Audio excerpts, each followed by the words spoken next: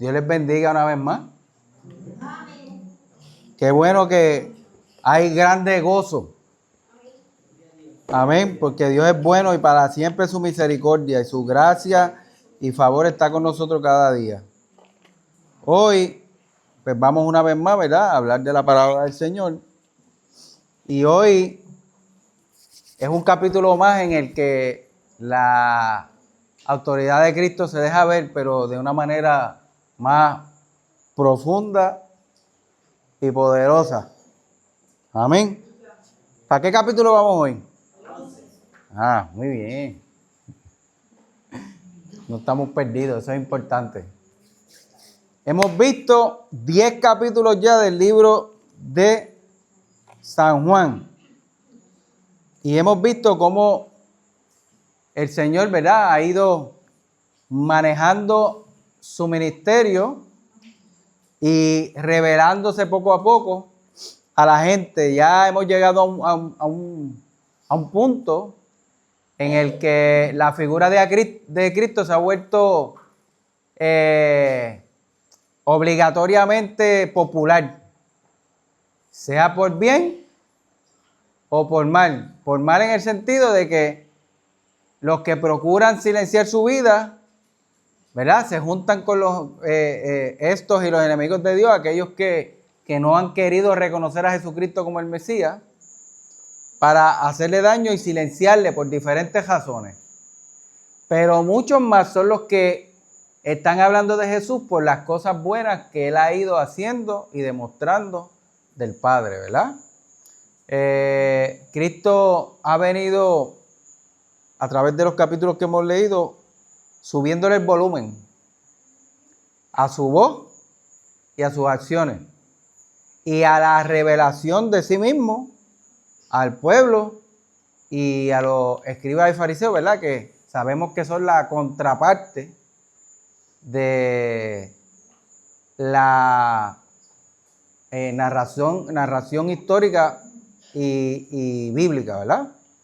Así que hoy, pues no es un tema diferente, porque Juan, con la escritura de este libro, lo que ha tratado de proyectar precisamente es que Cristo es la mente de Dios encarnada en la figura y el cuerpo de Cristo mismo, que ha dejado ver cuál es el carácter del Padre, cuál es el amor del Padre y cómo es que Dios se preocupa por la humanidad y sus necesidades, ¿verdad? Específicamente por esa necesidad del alma, que fue la que vino Dios a salvar a través de Cristo.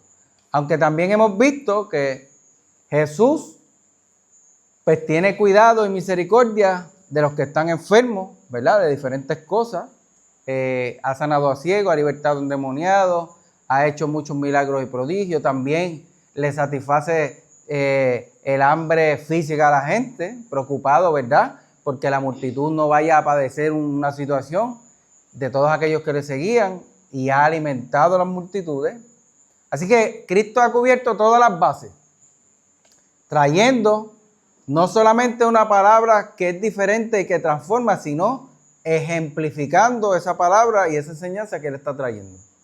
Así que si fuéramos a analizar la competencia, no de competir, sino de capacidad de Cristo como enviado de Dios a la tierra a revelar al Padre, pues estamos viendo, ¿verdad?, cómo cada vez Él cumple con los requisitos del Padre sin fallar a ninguno.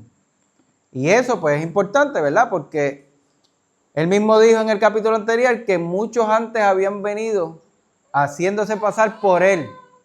Y no era que se llamaban Jesús, era que actuaban como si fueran los enviados de Dios a rescatar al pueblo. Y ninguno había cumplido con la estatura ni con la medida, y mucho menos con el comportamiento de vida y con la revelación del Padre, porque no tenían ninguna. Así que Cristo los señaló como bandidos, como asaltadores, como gente mala que quería haberse aprovechado del pueblo. Sin embargo, pues no duraron mucho. Ahora la gente se queda con la expectativa de aquellos. Y cuando llega Jesús, pues llega un hombre pacífico, que no está envuelto en política, que no está haciendo una convocatoria para hacer un golpe de Estado, ¿verdad? Sino que está trayendo un nuevo mensaje, no porque sea nuevo, porque el amor de Dios ha estado implícito en toda la escritura que tenían los judíos de aquel tiempo, pero no habían visto la práctica, porque los que estaban a cargo de mantenerse trayendo el mensaje y reflejando la vida que Dios quería para su pueblo, pues habían fallado. Los líderes religiosos se habían convertido en eso, en religiosos, y no habían permitido que la palabra de Dios fuera realmente la que guiara al pueblo. Así que Jesús está haciendo un puente entre el Padre y la gente para que pudiéramos realmente conocer a Dios. Él dijo, yo soy el camino, la verdad y la vida, ¿verdad? Y nadie puede ir al Padre si no es a través de mí. Así que Él quitó a la gente que se supone que estuviera en la capacidad de enseñar al pueblo porque lo habían hecho mal. Y Él se aseguró de que no hubiera interferencia en la enseñanza del Padre y del corazón de Dios para la gente. Así que Él vino a hacer esa coyuntura, ¿verdad? A ponerse.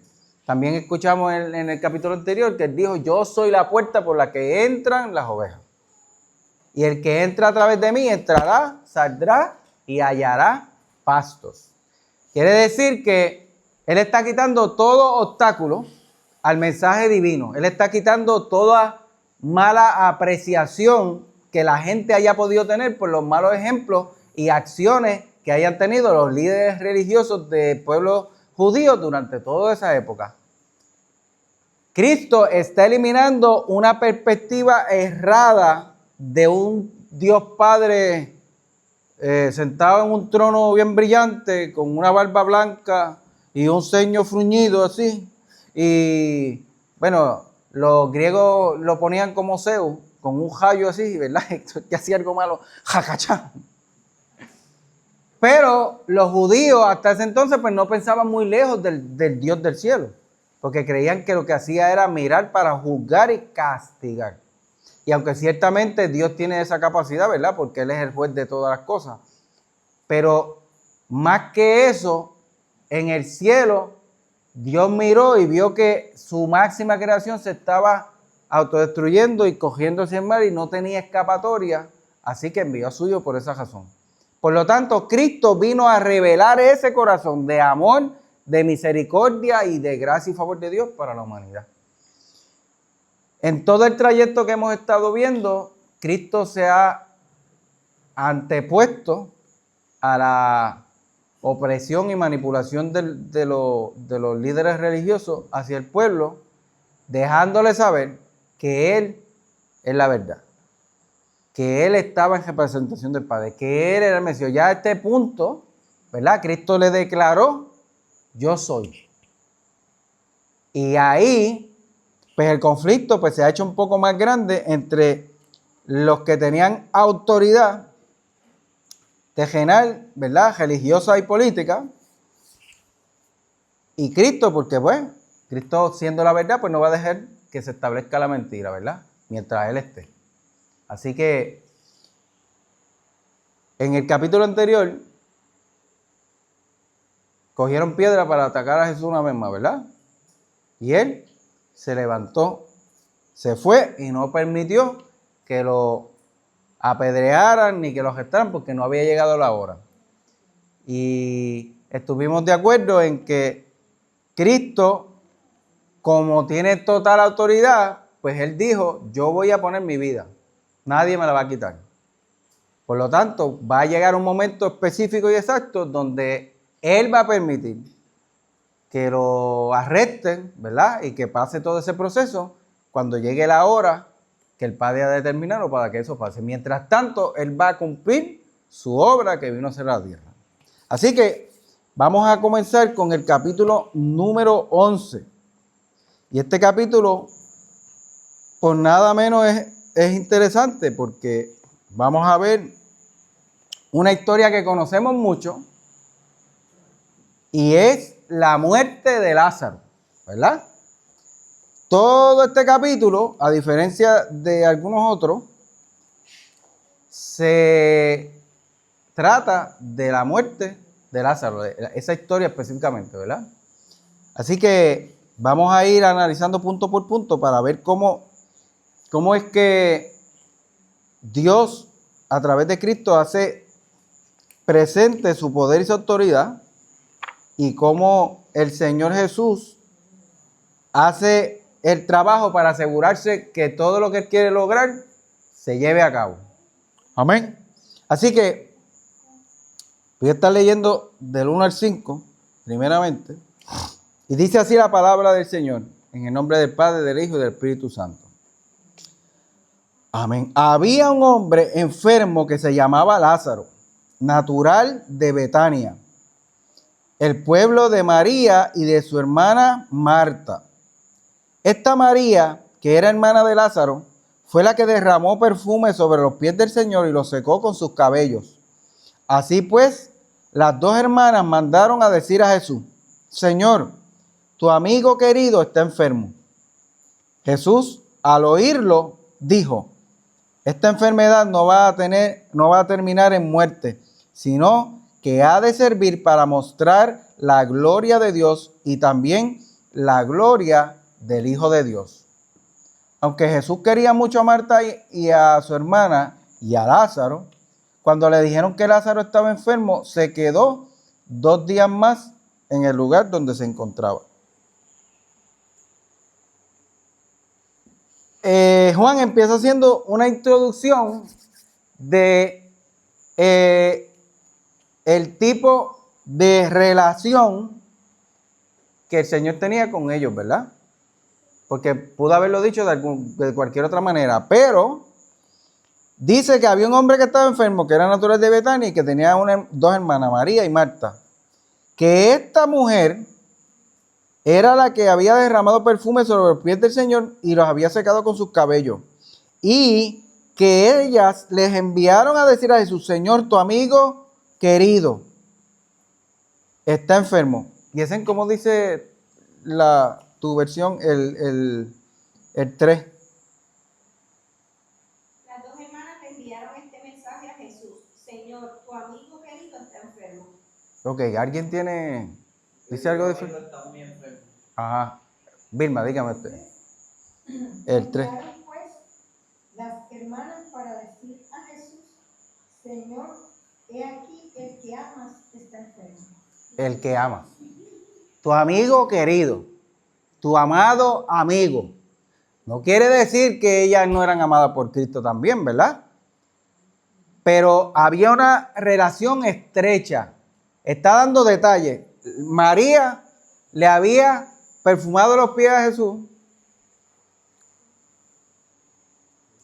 y se lo había secado con sus cabellos en un acto de adoración a Jesús, ¿verdad? ¿Ah? No, eso ya había pasado. Sí. Acuérdate que al principio establecimos que Juan no estaba tratando de escribir las cosas en orden cronológico, sino resaltar los detalles que él había querido, ¿verdad? Para demostrar que Jesucristo era el Mesías. Así que está sucediendo esto y miren qué interesante. Esto muestra relación de amistad y hermandad. Jesús tenía en casa de Marta, María y Lázaro un lugar de reposo y de descanso. Quiere decir que de vez en cuando Jesús estaba bastante abrumado, recuerden que la Biblia habla capítulo por capítulo, ¿verdad? Pero Jesús era un humano y se cansaba y le daba sueño y le dolían los pies y le daba hambre y de momento necesitaba cogerse un break de la gente, ¿verdad? Y estar en un sitio tranquilo. Y las amistades siempre son importantes, porque desde el principio Dios dijo: no es bueno que el hombre esté solo, y no solo significa que tenga que tener una pareja, ¿verdad? Del sexo contrario para ser marido y mujer, sino que como un ser social y sociable, el ser humano necesita relacionarse con otros, ¿verdad? Con gente de sus pares. De hecho, no somos los únicos, porque a los perros les gusta andar con los perros, a los monos les gusta andar con los monos, ¿verdad? Cada especie tiene su socialización. Cuanto más los seres humanos que tenemos entendimiento y razón, ¿verdad? Y tenemos la capacidad de comunicar, de expresar y de formar vínculos con las personas. Así que la casa de Marta y María era para Jesús como ese espacio de retiro, ¿verdad? Donde voy a llegar aquí y sé que puedo descansar y que me van a atender con amor y cariño sin querer aprovecharse de mí, sin pedirme algún favor especial, sin que tenga que estar pendiente de que vayan a sacarme algo, ¿verdad? Simplemente él podía llegar allí. Y eso, pues, es algo que es necesario, es importante y es bonito, ¿verdad? Hay gente que tiene ese tipo de relación solamente con su familia, pero la Biblia también dice que hay amigos más que un hermano, ¿verdad? Quiere decir que hay relaciones que se desarrollan de tal manera que te pueden tener la profundidad de convertirse en familia. Y eso, pues, era una de las cosas que pasaba con Jesús y la familia de Lázaro. Tenían una relación bastante cercana. Para usted llegar a amar a una persona, y la palabra de Dios no lo está señalando como el amor de Dios al mundo, ¿verdad? Sino lo está señalando como un amor especial de un amigo hacia otro, ¿verdad? Algo personal. Así que Dios está trabajando con esta familia a través de Cristo, obviamente, y ellos pues abren su corazón y su hogar para que Jesucristo, ¿verdad?, pudiera descansar. Como dato curioso, encontré que Lázaro significa Dios es mi ayuda, en nombre de Lázaro. Y Lázaro y Eleazar, nosotros conocemos un Eleazar, tiene el mismo significado. Dios es mi ayuda. Eleazar. Así que pudiera ser Eleazar, otra forma, tal vez en otro idioma del mismo nombre. Pero cuando llega la noticia donde Jesús, ellas no tuvieron que mandar a decirle a Jesús, mira, ven para acá que Lázaro se está muriendo. La Biblia no dice que le dijeron, ven, avanza, por favor, ven pronto. No le dijeron eso, sencillamente le dijeron, el que tú amas está enfermo. Si usted tiene amor por alguien y le dicen que está en una necesidad, ¿qué se supone que usted haga? ¿Ah? La reacción más corriente y ¿verdad?, y correcta, pues sería que tú quieres ir a ayudar a esa persona porque el amor que tú sientes te empuja a hacerlo.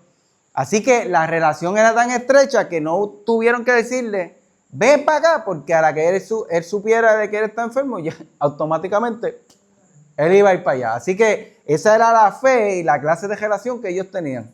Yo sé que cuando le mande a decir que Lázaro está enfermo, él va a venir para acá. Así que no había que empujarlo, él iba a venir solo, voluntariamente.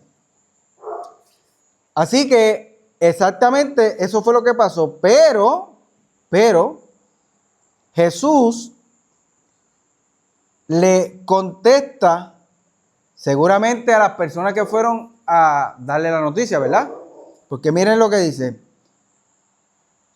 Así pues, las dos hermanas mandaron a decir a Jesús, Señor, tu amigo querido está enfermo. Jesús al oírlo dijo, esta enfermedad no va a terminar en muerte, sino sino ha de servir para mostrar la gloria de Dios y también la gloria del Hijo de Dios. Pues, ¿a quién se lo dijo? ¿Verdad? Si tú vienes a decirme, pastor, mira que fulano está muriendo, y yo digo, no, eso no es para morirse. Eso es para glorificar a Dios, ¿verdad? Pues se lo estoy diciendo a esa persona que viene con el recado, porque es mi reacción y contestación a lo que me acaban de decir, ¿verdad? Así que no especifica quién fue el que lo dijo. La cuestión es que dice que lo dijo. Desde un principio, él establece qué es lo que va a pasar con esa situación, ¿verdad? Así que confiando en el Padre y en las instrucciones que el Padre le da, pues Jesús habla y dice esto de esta manera. Pero, ¿qué dice más adelante? Jesús dijo que la enfermedad y la muerte de Lázaro eran para glorificar a Dios y glorificar al Hijo de Dios. Esto suponía que iba a quedar expuesta la verdad de su poder y ya no habría forma de que no pudieran poner precio a su cabeza, ¿verdad? ¿Se acuerdan que en el capítulo anterior él dijo que era el enviado de Dios, el ungido, y se identificó como tal? Y ellos se mortificaron porque cuando dijo que era el Hijo de Dios, ellos querían matarlo porque se estaba haciendo igual a Dios, ¿verdad? Así que una cosa eran sus palabras, otra cosa era lo que él sabía que iba a pasar. Así que el ir allá iba a significar que la gloria de Dios fuera manifestada de tal manera que no hubiera forma de negarlo. No solamente por lo que él decía, porque de hablar cualquiera habla, ¿verdad? Sino de lo que él sabía que iba a pasar, porque está estableciendo que eso que estaba ocurriendo con Lázaro no era para otra cosa que no fuera para glorificar a Dios y al Hijo de Dios. Por lo tanto, la expectativa que se habría de levantar, por lo menos en sus discípulos, que son los que están cerca, ¿verdad? Era como, ¿qué es lo que va a pasar aquí? Así que Jesús estaba decidido a seguir el paso adelante porque el amor que sentía por Lázaro lo iba a empujar a hacerlo, una. Y dos, él sabía que eso era parte del cumplimiento de lo que tenía que hacer la tierra, ¿verdad? Para dejar establecido quién era. Demostrar el poder de Dios y mostrarle al mundo una vez más que él era el Hijo de Dios, el enviado, el Mesías. Así que, Yesen, puedes leer del 6 al 10. A pesar de eso, cuando recibió la noticia de que Lázaro estaba enfermo, se quedó 2 días más donde estaba. Después dijo a sus discípulos, regresemos a Judea. Ellos le respondieron, maestro, hace poco los judíos trataron de apedrearte y quieres volver allá. Jesús les respondió, ¿no es verdad que el día tiene 12 horas? El que anda de día no tropieza porque tiene la luz de este mundo, pero el que anda de noche sí tropieza porque le falta la luz. Después dijo, nuestro amigo Lázaro duerme, pero yo voy a despertarlo. Era hasta las 10. Ay, perdón. Miren, de repente hay un cambio, ¿verdad? Jesús viene, o sea, vienen esta gente y le dicen, mira Jesús, que las hermanas de Lázaro dicen que el amigo que tú amas que está bien enfermo. Así que Jesús dice, tranquilo todo el mundo, que esto no es para muerte. Aquí lo que va a pasar es que el Hijo de Dios va a ser glorificado, el nombre del Padre va a ser glorificado, todo va a estar bien. Pero supongamos que el camino hacia donde iban era contrario, ¿verdad? Si iba para el norte, pues entonces tenía que ir para el sur, para en casa de Lázaro. Pero en vez de cambiar de ruta o de hacer un gesto de irse, dice aquí, pero cuando le dieron la noticia de que Lázaro estaba enfermo, se quedó 2 días más en el lugar donde se encontraba. ¿Por qué ustedes creen que hizo eso? A ver. Ajá. Que la viera más como. Ajá. Claro. Si usted se fija, ¿alguien más tiene una opinión? Resucitar es más asombroso que sanarlo. Amén. ¿Estamos de acuerdo? Ustedes recuerdan que la hija de Jairo, cuando fueron a avisarle a mitad de camino, ¿qué le dijeron? Jairo le dijo, ven a mi casa que mi hija está gravemente enferma. enferma de muerte. ¿Ah? Ese no fue el que yo digo que tenía tanta fe porque Dios, que tenía azúcar con... No. Ese no es Eso era el soldado. Yo estoy hablando de Jairo. ¿Ah? Que él dijo lo Ajá. mismo, él dijo que ella solamente duerme, y él básicamente dijo que estaba descansando. Además, creo que era que en aquel no fue público, ¿verdad? Fue entre Jairo y los discípulos que lo acompañaron. Sí. Exacto. La situación en el público fue similar, ¿verdad? Aunque a la hija de Jairo, el que llegó fue él mismo a decirle, mira, ven que mi hija está enferma y se está muriendo. Así que Jairo está reconociendo que pues solamente Jesús es el que puede hacer algo por ella. En público se lo dice. Jesús va de camino para allá, pero en el medio pasaron muchas cosas, ¿verdad? Apareció la mujer del flujo de sangre y se escurrió entre la multitud y lo tocó y salió virtud, y Jesús se dio cuenta de que lo había tocado a alguien diferente porque lo tocó a alguien con fe. Los discípulos dicen, pero Jesús, pero si que tú estás apretujado con tanta gente que hay, ¿cómo que quién te tocó? Pues todo el mundo te tocó. Y él dijo, no. Alguien me tocó con fe, alguien vino a buscar algo de mí, porque cuando me tocó, virtud salió de mí. Así que hubo un toque distinto, hubo una búsqueda diferente. Y entre una cosa y otra, ¿qué pasó? Se tardó, ¿verdad? Le cogió más tiempo llegar hasta la casa de Jairo que si no hubiera nadie detenido el curso. Además que tampoco era tan fácil caminar en medio de un jabulú de gente, ¿verdad? Usted no puede avanzar de la misma manera cuando hay tráfico que cuando no hay tapón, ¿verdad? Porque cuando no hay tapón, pues el carro se mueve por ahí a las millas que son. Así que se murió la hija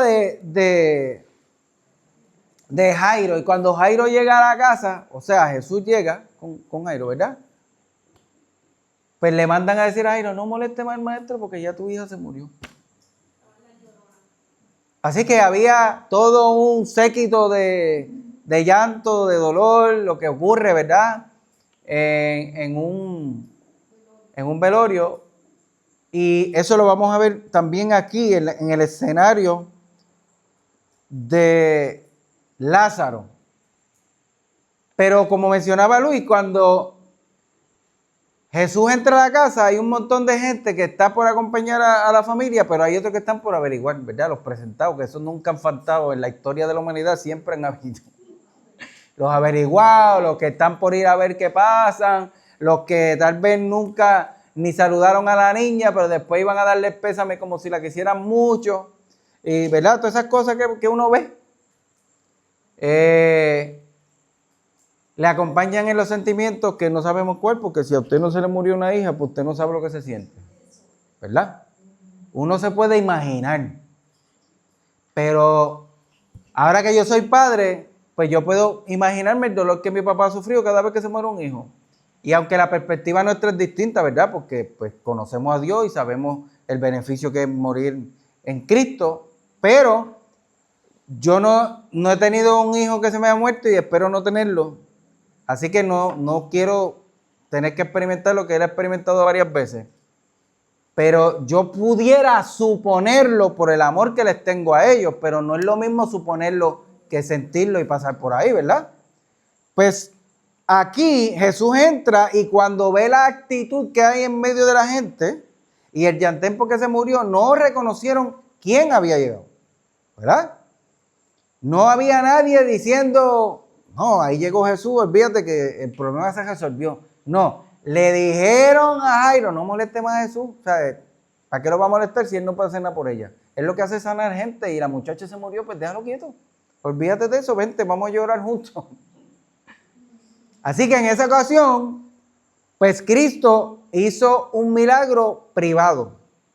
Sacó a la gente que estaba en la habitación, se quedó con la madre y el padre del niño y los discípulos, ¿verdad? De la niña, perdón. Y oró por ella y la resucitó. Aunque él le había dicho a los discípulos, no se apuren, solo duerme, no está muerta. Pero la realidad es que cuando llegaron estaba dormida profundamente porque se murió, ¿verdad? Ahora, no es que Jesús falló ni sabe lo que estaba haciendo. Él sabía lo que había acontecido, pero él con su poder y su autoridad que el Padre le había dado, pues iba a levantar a la muchacha. Así que es un milagro impresionante, pero miren la diferencia que podemos notar. Está en medio de una enfermedad, se acaba de morir, pudo hacer media hora antes, 1 hora, 2, no sé cuánto, porque la palabra no estipula cuánto tiempo se tardó Jesús de llegar desde el camino allá, ¿verdad? Lo que es cierto es que estaba acabando de ocurrir.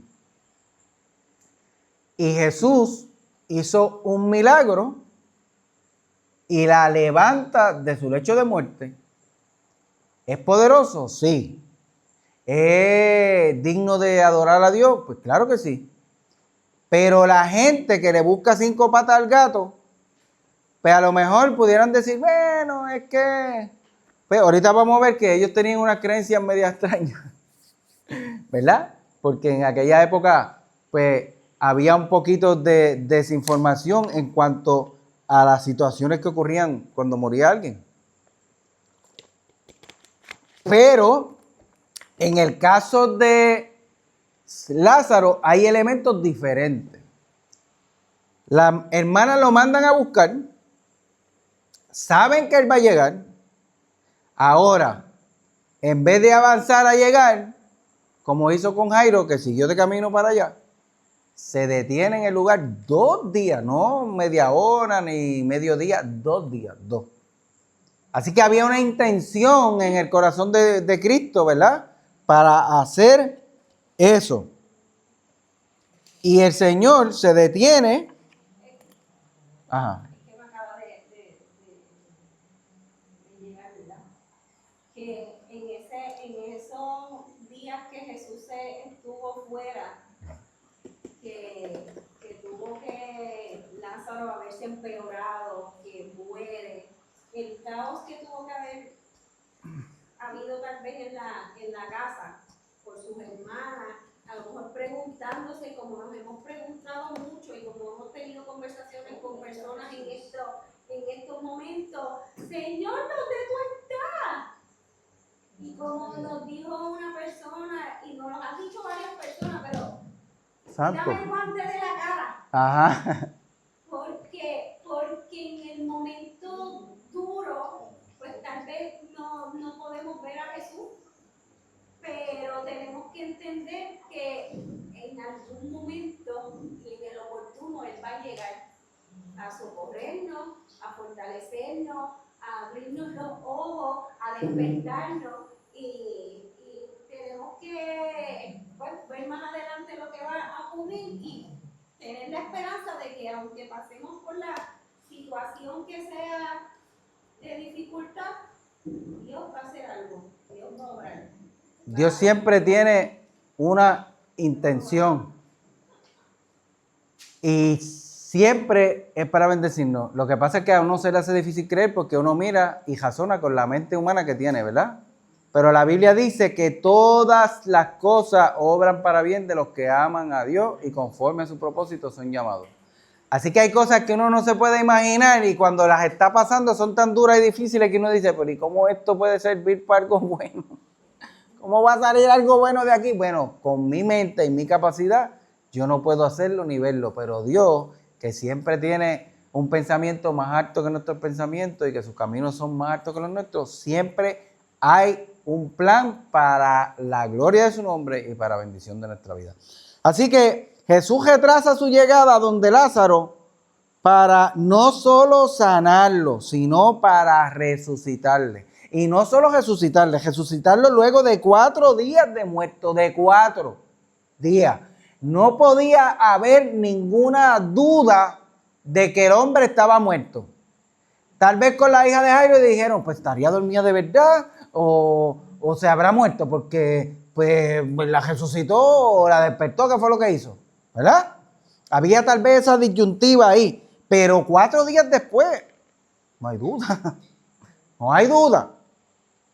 Así que, como mencionaba Lisandro, ese milagro sería un milagro mucho más impactante.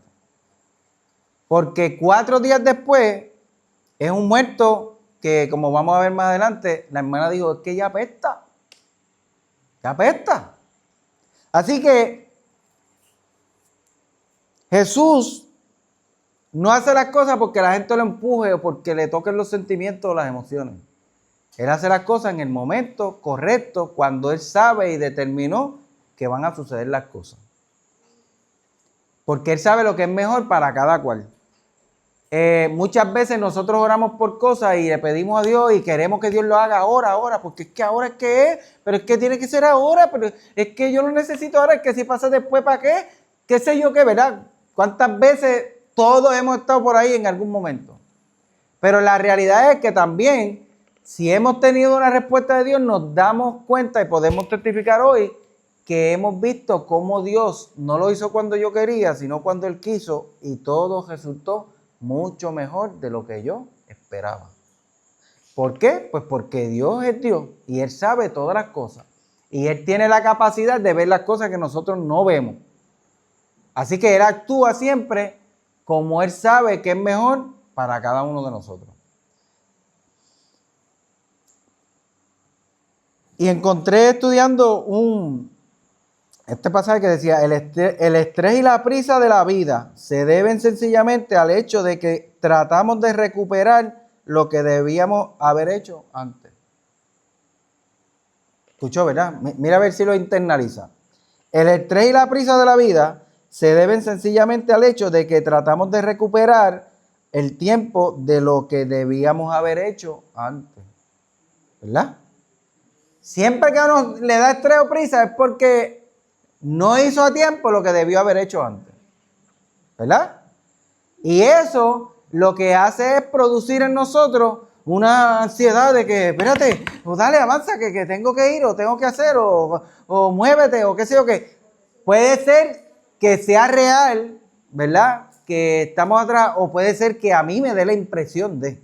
El punto es que si mi mente cree que eso es así, pues voy a tener estrés en la cabeza, porque no hice esto, porque no hice aquello, porque todavía esto está sin hacer, o lo otro. Pero Cristo no padecía de estrés. No padecía de estrés. Y podemos verlo allí bien claro. Pero ya Cristo está hablando de mí, porque yo nunca Parecía que él iba a salir corriendo para casa de Lázaro porque él lo amaba mucho y le dijeron está enfermo. Y para decirle que está enfermo, pues debería ser una enfermedad bastante seria, ¿verdad? Algo que para llegar a decirle a Jesús, mira, el que tú amas está enfermo. Pero él no salió cogiendo y dijo, diache, ahora estoy aquí, de aquí en casa de Lázaro, a, qué sé yo, a 12 horas de distancia. Ajá. En el verso 4, Ajá. él era un hit a esta gente que dice, esta enfermedad no es para muerte, sino para la gloria de Dios, para que el Hijo de Dios sea glorificado por ella. Amén, Él amén. está dando, ¿verdad? Él se quedó 2 días más porque era para que el Hijo de Dios se glorificara. Claro que sí. Yo me imagino los que fueron a darle la noticia. Mira, mira, es para acá, nos vamos. Y Jesús dijo, no, tranquilo, vamos a estar aquí, yo estoy predicando. Estoy predicando ahora, no tengo prisa. Pero es que tu amigo, el pana tuyo, mira que, tú sabes, definitivamente las distancias eran largas, se caminaba a pie, no había cajo, ni nada, no había celular, no podía hacer una videollamada, ¿verdad? No había ninguna de esas cosas. Era o llega o llega. Pero la actitud de Jesús fue relajada, quedarse tranquilo y dijo, pues mira, yo voy ya mismo. Y el ya mismo fue 2 días después. 2 días después, ¿alguien quiere leer del... déjame repasar aquí. 2 días después dice, vamos otra vez a Judea. Los discípulos le dicen, maestro, hace poco que los judíos de esta región trataron de matarte a pedrada y otra vez quieres ir para allá. Dice, pero, habrá alguien que habrá dicho, a lo mejor no quería ir por eso, pero se arrepintió y fue. ¿Verdad? Porque, pues él viene de allá, porque allá lo habían tratado de apedrear la última vez. No hubo falta de quien se lo recordara. Salieron los discípulos, alguien, porque no dice, ¿verdad? Le dijeron, pero vamos a ir para allá otra vez, pero si te quieren apedrear. Pero tú estás loco, pero ¿cómo vamos a ir para allá? Y Jesús le dijo, ¿no es cierto que el día tiene 12 horas? Pues si uno anda de día, no tropieza porque ve la luz que hay en el mundo. Pero el que anda de noche tropieza porque no tiene la luz. Así que Jesús está dando varios mensajes ahí. Le dijo, tranquilo, que ustedes andan con la luz. Y como yo soy la luz, como yo tengo autoridad, a mí nadie me puede coger si yo no quiero. Recuérdense que él dijo, nadie me quita la vida. Yo la pongo y tengo de autoridad de ponerla y de volverla a tomar, porque soy yo el que tiene autoridad de hacer eso. Así que él es la luz y no hay tinieblas que puedan opacar lo que él quiere hacer. Pero él tenía en su mente y su corazón la encomienda que el Padre le había dado, y Lázaro, aparte de ser su amigo del alma, era parte del propósito de Dios para la vida y testimonio del pueblo y de Cristo. Porque él vino a revelarnos al Padre. Pues él quería demostrar una vez más cuánto poder tiene el Padre y cómo lo iba a usar a él, que fue el Hijo de Dios que él envió para traer salvación y vida al pueblo. Así que Jesús dijo, vamos a darle a esto, olvídense de eso, que me quieran apedrear o no. Aquí no va a pasar nada que yo no permita que pase. Y se adelantó. Así que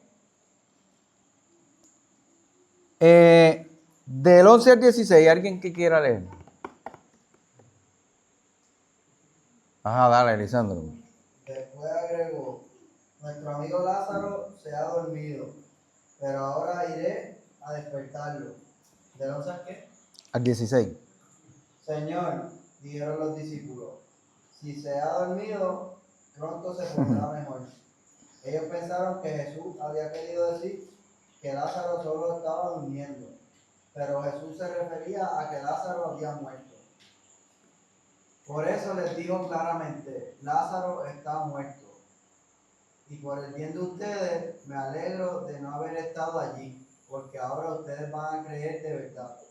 Vamos a verlo.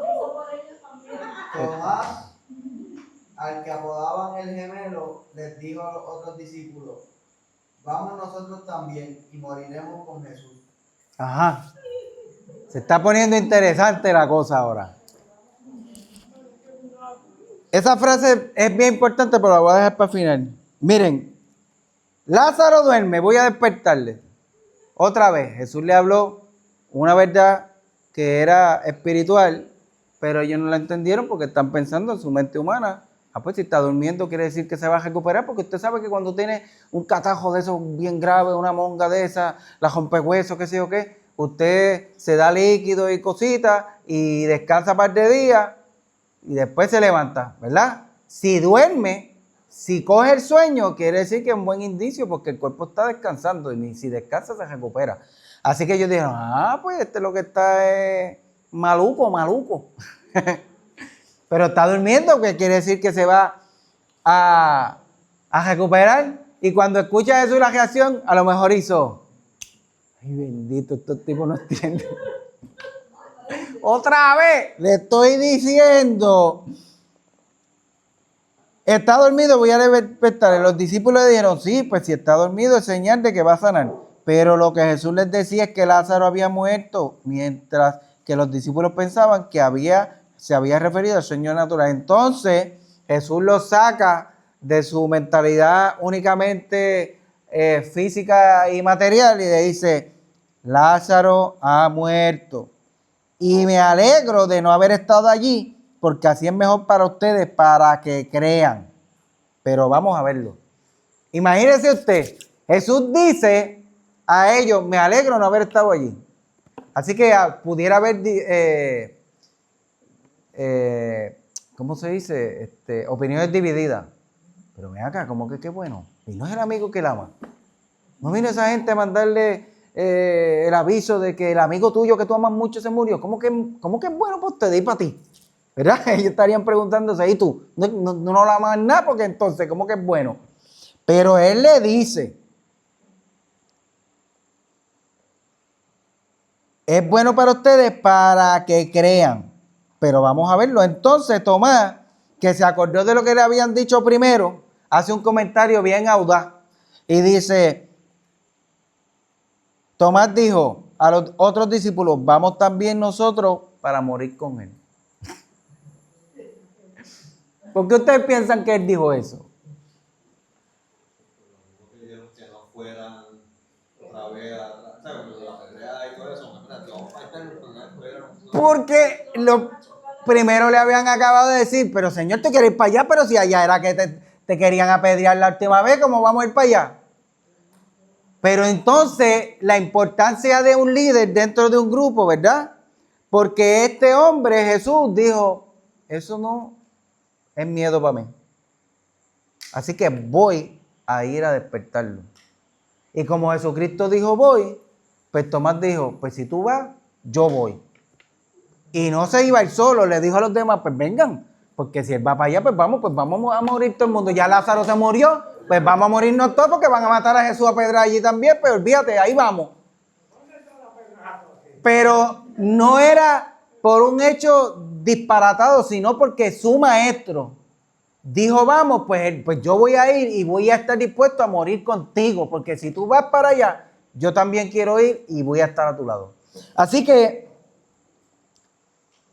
él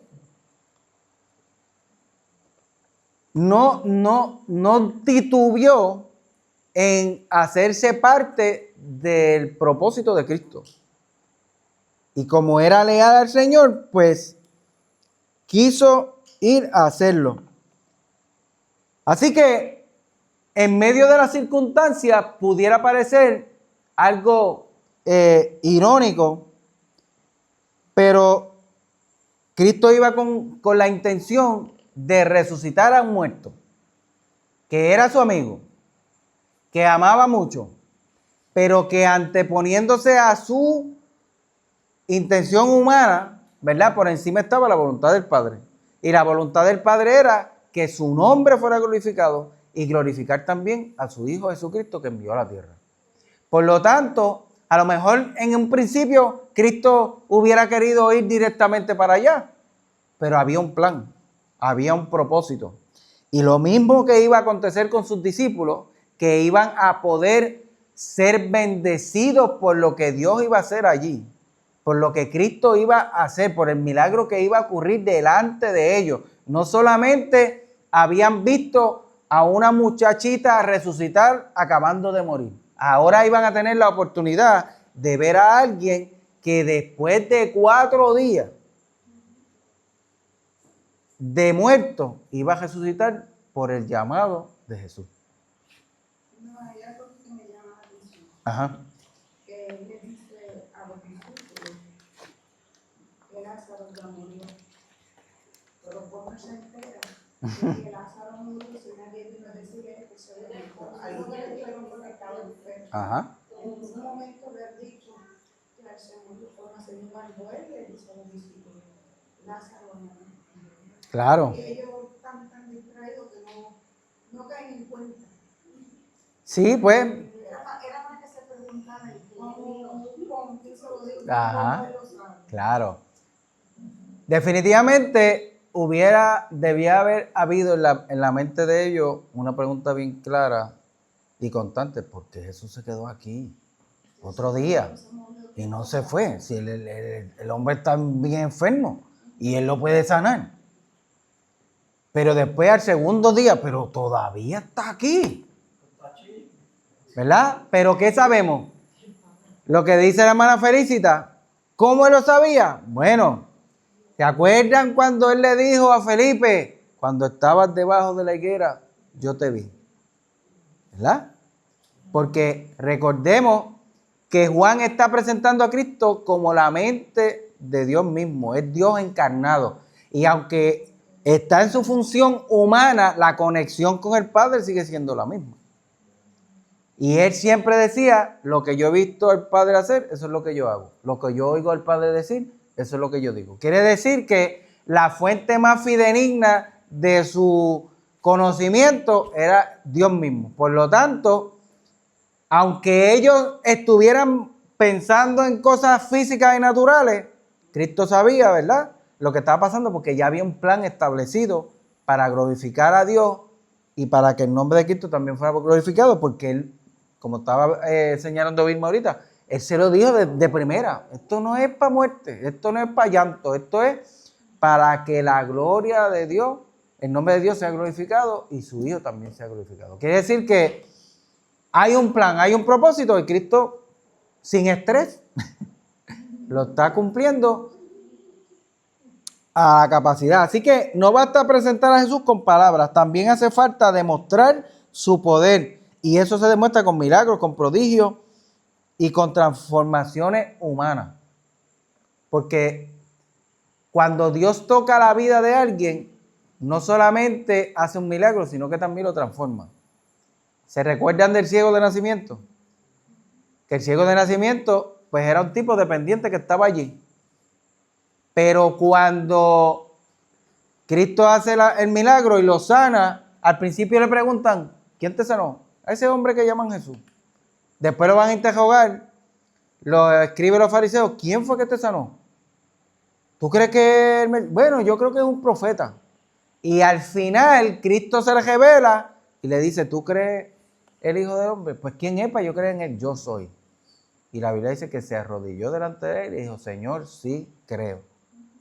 Así que de ahí en adelante la vida de ese hombre fue diferente. Por lo tanto, Cristo estaba preparando un espacio no solamente para hacer un milagro.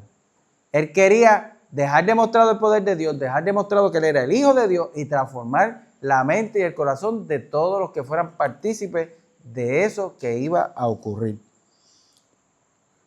Por lo tanto, las crisis que nosotros enfrentamos permiten a nosotros comprobar y demostrar el poder y la obra de Dios.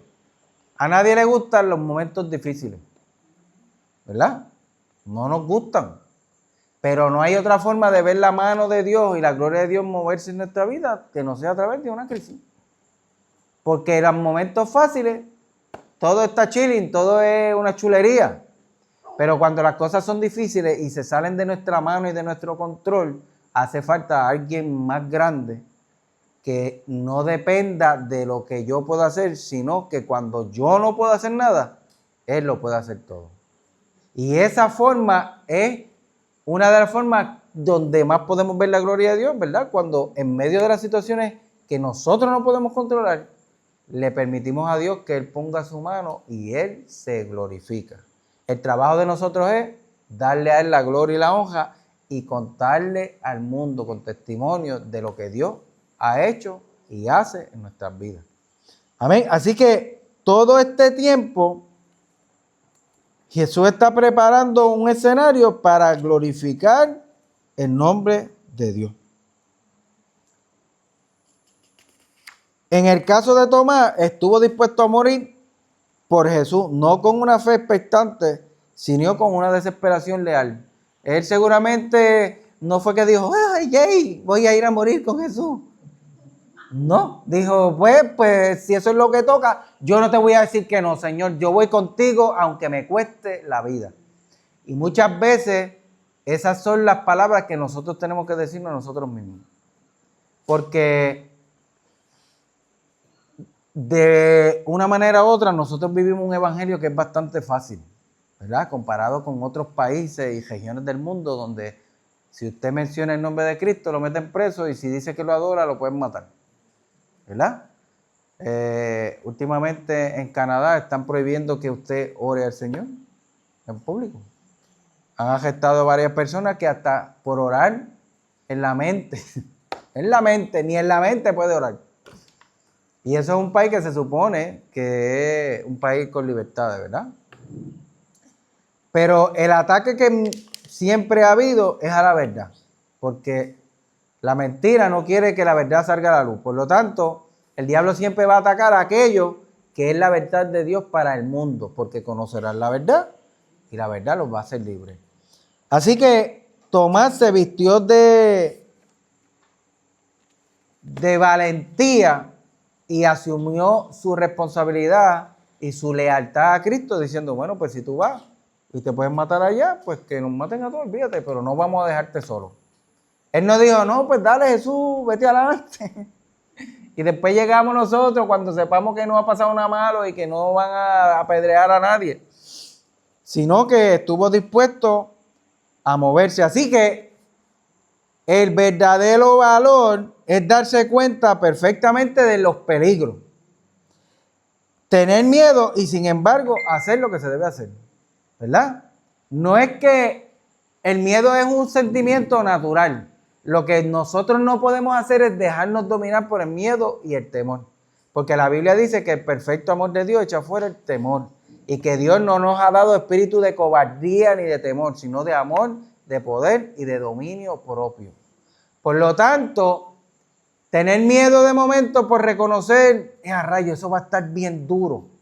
Si lo miramos desde este punto de vista, a Jesús le pasó eso orando en Getsemaní antes de que vinieran a cogerlo preso, ¿verdad? Él fue a orar y la Biblia describe que su sudor eran como gotas de sangre. Quiere decir que él estaba en un estrés interno profundo porque él sabía lo que le iba a pasar. Él sabía lo que iba a enfrentar. Él nunca había sentido un dolor y un quebranto como ese porque él era el Hijo de Dios.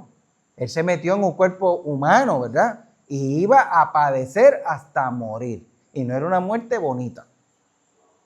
No era un tiro en la cabeza y te moriste. Iba a ser molido por nuestros pecados, como decía Isaías.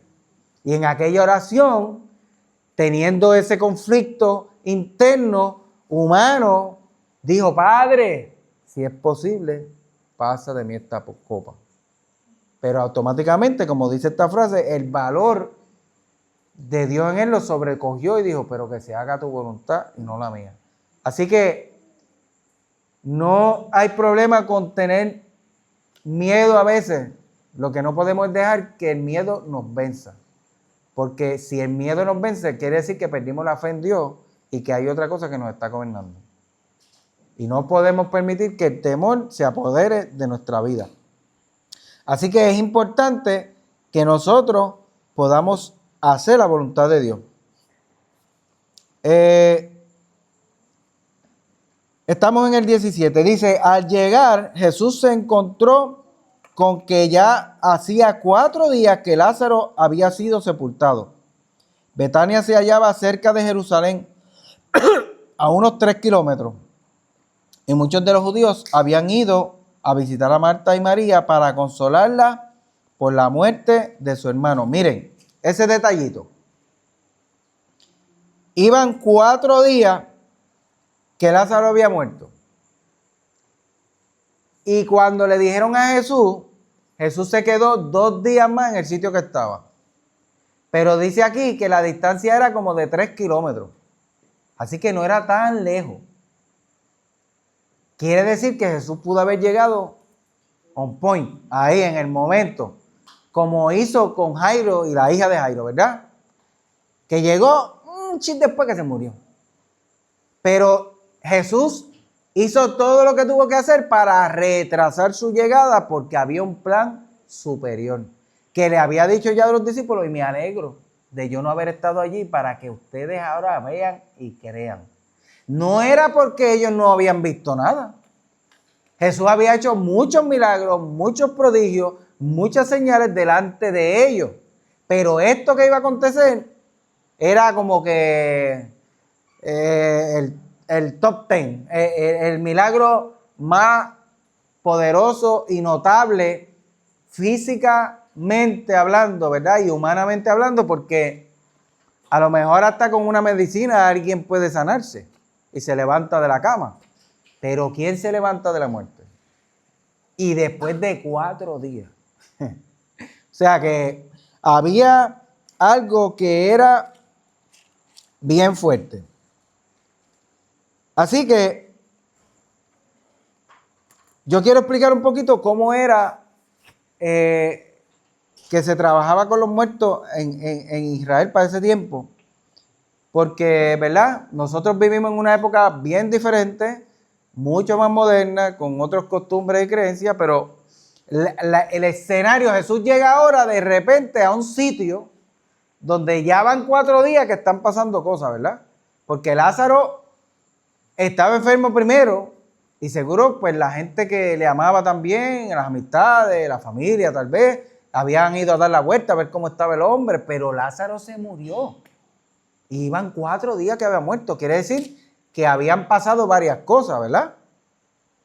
Y miren lo que dice los datos históricos del comentarista. Dice, hubo un tiempo en Palestina en que enterrar un muerto era sumamente caro. ¿Caro por qué? Porque el muerto se llevaba con él perfumes, especias, ropa y joyas de lujosas y toda clase de objetos de valor.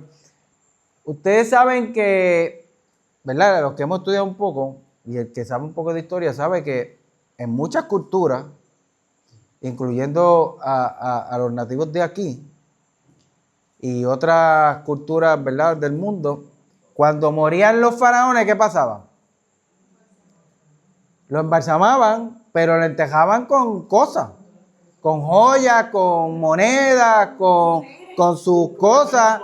Se llevaban a la esposa enredada. ¿Por qué? Porque ellos tenían una filosofía de la vida después de la muerte y entonces ellos tenían que ir equipados para ese sitio, ¿verdad? Y no solamente los egipcios, muchas otras culturas pues acostumbraban enterrar a sus muertos con sus cosas, incluyendo las mujeres. Pues en los tiempos en que esto estaba ocurriendo en Israel también, pues hubo un tiempo en que las cosas eran así. Y era pues como una distinción, ¿verdad? Para la persona, era una honra y un honor, ¿verdad? Como en otras culturas también, enterrarlo con los perfumes más caros. Ustedes se recuerdan que cuando aquella mujer que tiró el perfume a los pies de Cristo, lo enjugó con su cabello, vino Judas y dijo, pero ese perfume es bien caro. Y lo hubiéramos podido vender y dárselo a los pobres. Y él lo dijo porque él se robó a los chavitos de la bolsa del tesoro. Pero lo que estoy tratando de hacer entender es que eran perfumes específicos para ocasiones específicas, ¿verdad? Así que eran caros. Pues imagínense usted, el tipo se murió. Le van a meter un pote de perfume que costaba $500. Le van a poner una especie por el lado que también son caras. La ropa de lujo. Y todas las joyas que tuviera, todas las prendas, los collares, los relojes, y objetos de valor que tenía durante la vida de esa persona. Así que el que estaba pensando en una herencia estaba chaval. Porque se iba a quedar agollado. No. ¿Cómo? No, porque la esposa no era la que se iba a morir. La iban a enterrar. Esto era para los muertos. A los que iban a enterrar los ponían de esa manera. Y era interesante porque entonces eso se vuelve en una competencia. Usted sabe cómo son las cosas. Si se murió alguien de mi barrio y llevó eso, pues entonces yo me pongo así con Guille y entonces no, el mío tiene que ir más, pues entonces compro un no sé qué. La cosa es que el lujo tiene que botarse. Hoy día los vemos en las bodas, ¿verdad? Ya casi la gente no se casa como antes. Pero estas bodas de gente que tiene mucho dinero, pues mientras más pomposa y más gasten y en los sitios más caros, mejor. Porque es como un guille, como que, ¿verdad? Somos mejores que aquellos. Pues eso no pasaba ahora nada más, antes también pasaba. Y era increíble ver cómo esto ocurría. Pero esto fue así hasta la muerte de Gamaliel II, quien murió a mediados del siglo I. Él pidió ser enterrado solo envuelto en un sudario de la tela más sencilla. Y así se puso fin al despilfarro de todos aquellos bienes que se botaban hasta hoy. Quiere decir que alguien con un poquito de entendimiento dijo, espérate, porque esto se está saliendo de control. Por eso había gente que se dedicaba a profanar tumbas. No era porque querían ver a los muertos, era porque querían llevarse los tesoros que sabían. Imagínese usted, si están los pillos del barrio en el velorio del entierro de decían, mira, aquí le metieron, tiene 3 relojes, tiene 5 cadenas de gordo del dedo chiquito, tiene los zapatos caros, tiene esta cosa, tiene... Imagínese usted, pues ya ellos saben que están ahí. Así que todos estos males, ¿verdad? Para los judíos profanar la tumba de un muerto era una cosa bien detestable, no solamente porque era abominable, sino porque era una falta y una afrenta bien, bien fuerte. Eso todavía se piensa hoy, ¿verdad? Pero en aquellos tiempos, pues el significado era mucho más pesado que hoy día. Pero para que todas estas cosas se fueran eliminadas, este hombre, que era un maestro de Israel, pues decidió hacerlo así y se puso como ejemplo y se acabó por lo menos esa parte. El duelo duraba 7 días, de los cuales los 3 primeros días se pasaban llorando. Y durante esos días estaba prohibido perfumarse, contrario al muerto, ponerse zapatos, estudiar o hacer negocio, ni siquiera bañarse. Tenían que estar los 7 días ahí. Luego vendrían a esos 30 días más de luto riguroso. Quiere decir que en el evento de Jairo, cuando llegaron a la casa, habían mujeres llorando. Y dice la historia que habían veces que cuando la gente no tenía mucha amistad de que le amaran o familia, contrataban a la llorona. Porque mientras más fuertes fueran los gritos de llanto por esa persona, más honor se le daba al muerto. ¿Ves? Sí, porque esto viene de esta idea. Si yo amo a alguien que se me murió es significativamente grande para mí, ¿verdad? Su pérdida, mi dolor va a ser mucho mayor que alguien que lo conoció de pasada. Pues quiere decir que mientras más gente llorara así, pues más valorado era ese muerto. Así que había un proceso bien riguroso, porque recordemos que los judíos, pues parte de su cultura era su religión. Y su religión era su cultura. Así que esas cosas se iban a llevar metódicamente. Y Marta y María eran judíos de su época. Así que, pues ellos iban a estar practicando, ¿verdad? Lo que se practicaba en ese tiempo. Así que Jesús espera 4 días para llegar a ese lugar. Y cuando llega, se encuentra con una situación como esta, ¿verdad? Eso es lo que está pasando en la casa de Marta y María. Eso es lo que está ocurriendo allí. Y entonces Jesús se encuentra con eso. Betania se hallaba cerca de Jerusalén, a unos 3 kilómetros, y muchos de los judíos habían ido a visitar a Marta y María para consolarla por la muerte de su hermano. ¿Alguien quiere leer? Quería que haya un dato curioso. Cuando la gente iba a la tumba y se despedía del muerto, le decía, ve en paz. Y se iban. Y más adelante, cada vez que se referían al muerto, ¿qué dice la gente en Puerto Rico? Que en paz descanse. Fulano tal, que en paz descanse, porque se murió. Pues eso viene de esa época. Y me estuvo bien curioso porque, pues de todo ese tiempo y esas generaciones, mira dónde estamos nosotros, al otro lado del mundo, hasta acá, ¿verdad? Pero sabemos la historia de los judíos, cómo se han regado por el mundo, ¿verdad?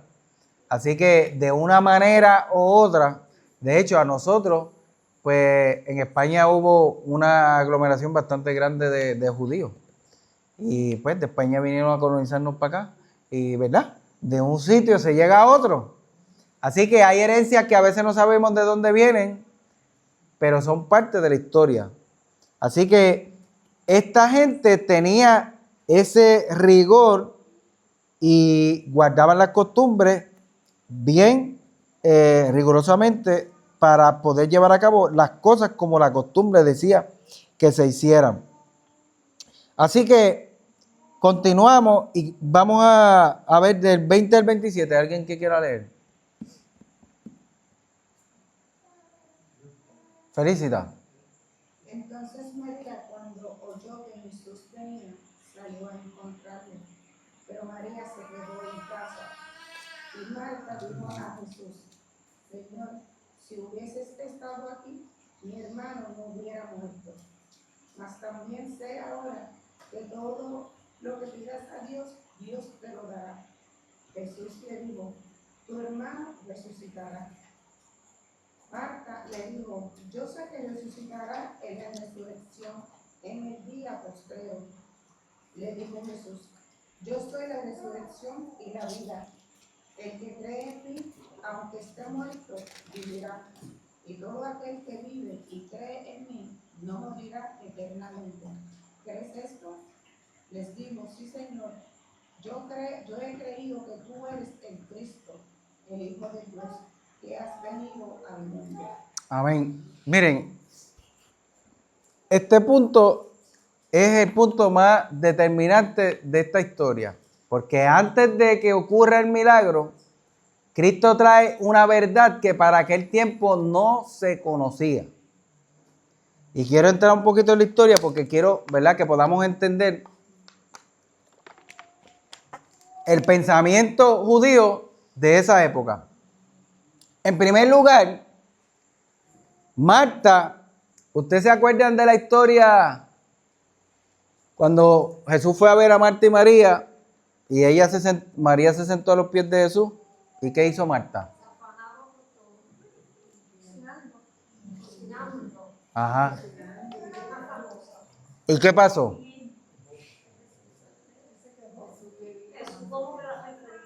¿Pero qué pasó en la historia? Dígame. Ajá.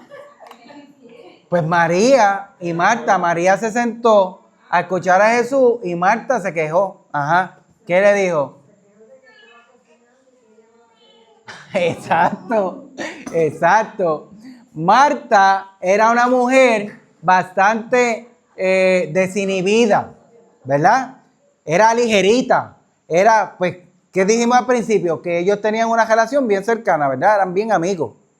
Pero María era una mujer más tranquila, más pausada, más metódica. ¿Qué pasó? María se quedó en la casa, pero Marta escuchó que Jesús venía ¡pum! Y salió cogiendo donde él estaba. No pudo aguantarse. Y cuando llega, no se le tiró encima y lloró. Jesús, Lázaro. Mira lo que le dijo. Marta le habló a Jesús y le dice,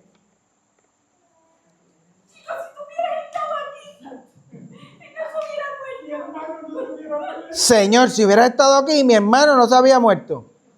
Exacto. Eso es un reclamo. Igual que como le digo, mira, pero dile algo que esta no me ayuda. Y Jesús le dijo, Marta, Marta, afanada está. María tiene la mejor parte que tú deberías aprender de ella. ¿Verdad? ¿Verdad? Parafraseando. Claro, pero miren, Marta le habló a Jesús en parte con reproche. Porque le dijo, si tú hubieras llegado, como que llegaste tarde, ya se murió, ¿ya para qué? Pero cuando reaccionó, le dijo, pero yo sé, aún ahora que Dios te dará todo lo que le pida. O sea, que reaccionó en parte con fe. Porque aunque su humanidad y su dolor por la pérdida que estaba acabando de pasar, le hizo hacer un berrinche a Jesús, le dijo, si tú hubieras estado aquí, mi hermano no hubiera muerto. Pero recordó a quién le estaba hablando. Así que seguramente suspiró y dijo, pero ahora yo sé que lo que sea que tú le pidas al Padre, Él te lo va a dar. O sea, queriendo decir que Él tenía poder, reconociendo que Cristo tenía poder para hacer cualquier cosa. Ella no está imaginando que Cristo lo va a resucitar. Así que en esta frase, ella lo que está reconociendo que al Jesús estar allí, cualquier cosa podía pasar para que ellos estuvieran bien. Jesús iba a hacer algo. Pero no necesariamente ella está pensando, tú vas a venir a resucitarlo. Porque sigue la conversación.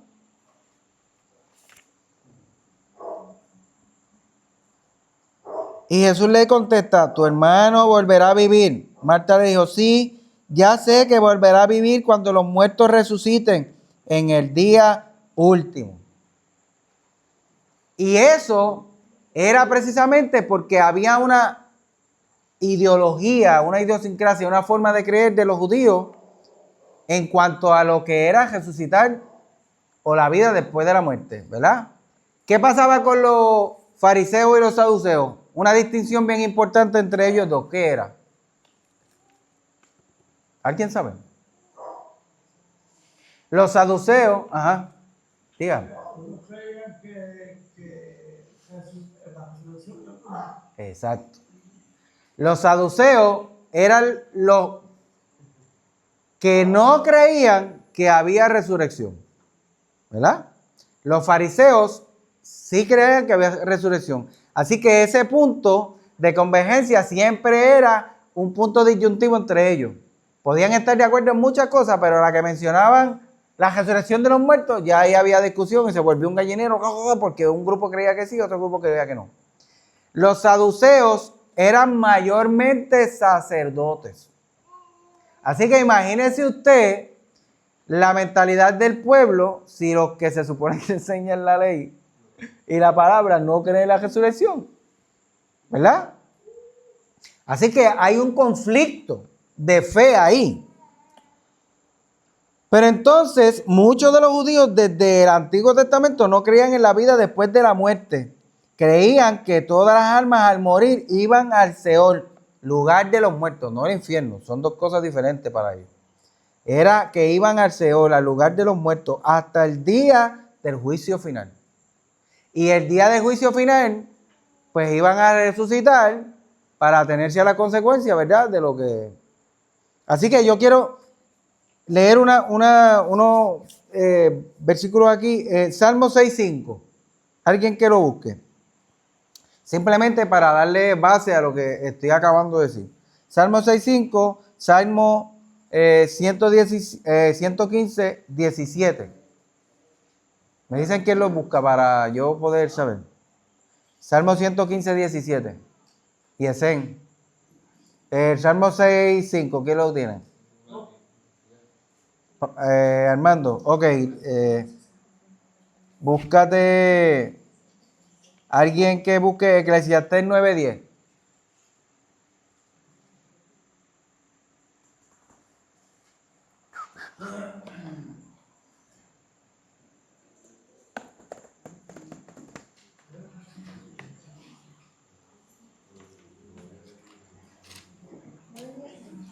Eclesiastés 9:10. Ajá. Otro que busque Salmo 16, del 9 al 11.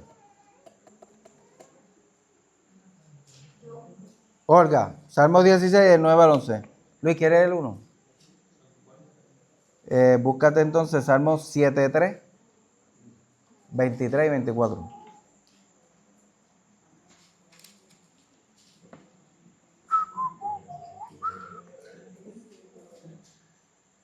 (7:3, 23 y 24). Miren, había pasado el tiempo, ¿verdad? Había habido mucho evento en la vida historia del pueblo israelita, ¿verdad? Tiempo de reyes, tiempo de guerra, tiempo de cautiverio, tiempo de regresar a su tierra, tiempo de restablecer el templo de Jerusalén, de restablecer su religión, de restablecerse como nación después de estar 70 años en Babilonia.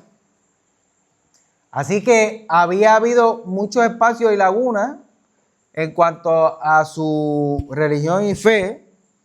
Este tema era un tema que por la historia de ellos pues había tenido unos conflictos, porque obviamente la revelación de Cristo cambia todas las cosas, pero en el camino había gente que pues había adoptado creer una u otra línea, ¿verdad? Porque no había nada como que establecido. Pero miren de lo que estaba hablando. Recuerden que leí que los judíos de la época creían que todas las almas al morir van al Seol, lugar de los muertos, hasta el día del juicio final. Así que el Salmo 6.5. No, bueno, 6.5. Salmo 6, versículo 5. Yo busqué el Salmo 6.5. No. El Salmo 6, versículo 5. Ah, ok, estoy cerca. Sí. Y dice, en el mundo de los muertos nadie se acuerda de ti. Si dejas que me muera, ya no podré alabarte. Ajá, ¿ve? Así que ahí está implícita la idea de que en el mundo de los muertos, o sea, el Seol, en el sitio donde lo que hay es silencio y nada más. Salmo 115, 17. Salmo 115, 17. Lisandro. Y yo, Ah, fue ese, ok. Pensé que había sido tú.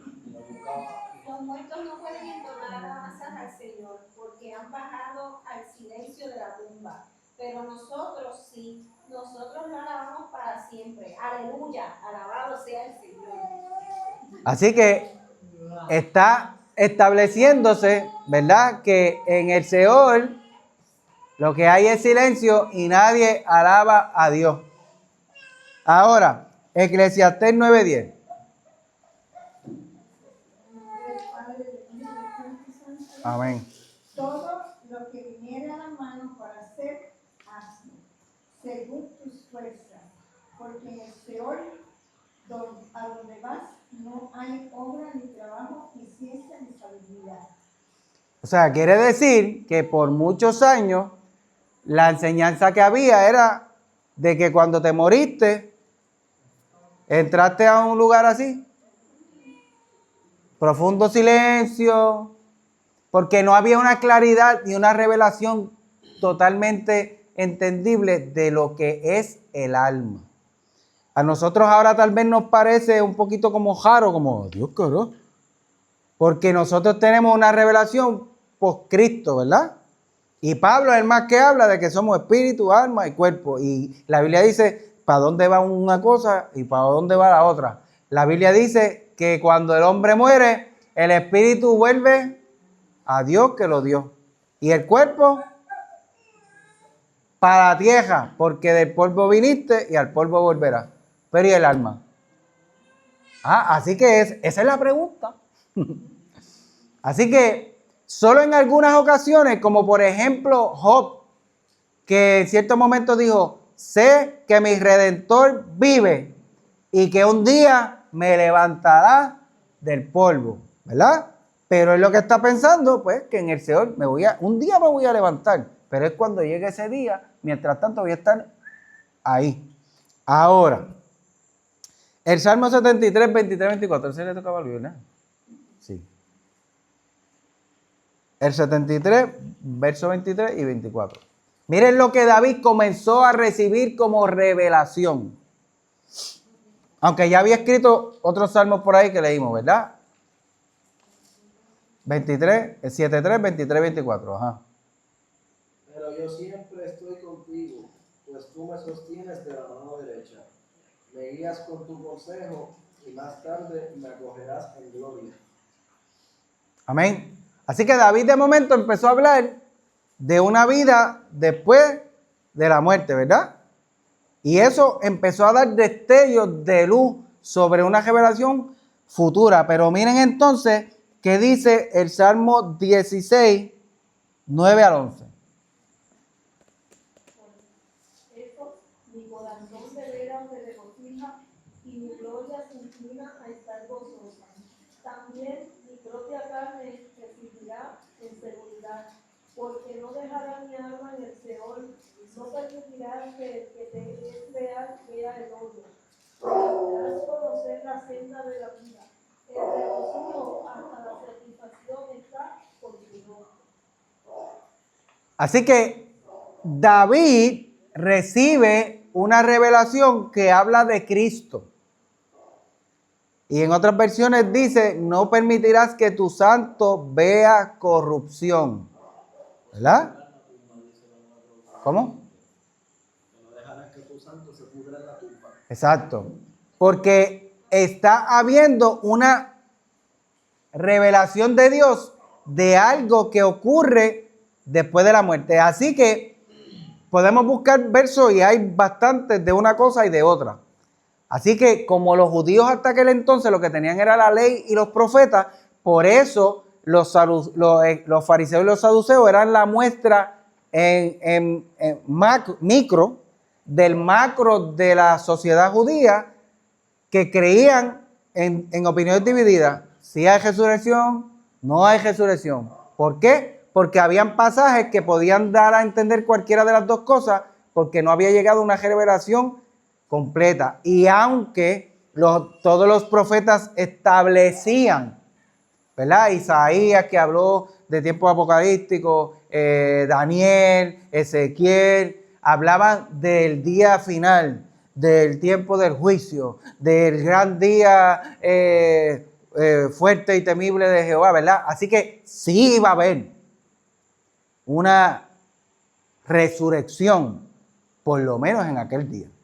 Así que Marta le está diciendo a Jesús, bueno, sí, yo sé que todo el mundo va a resucitar en el día postrero, en el día de la resurrección para juicio, ¿verdad? Pero Cristo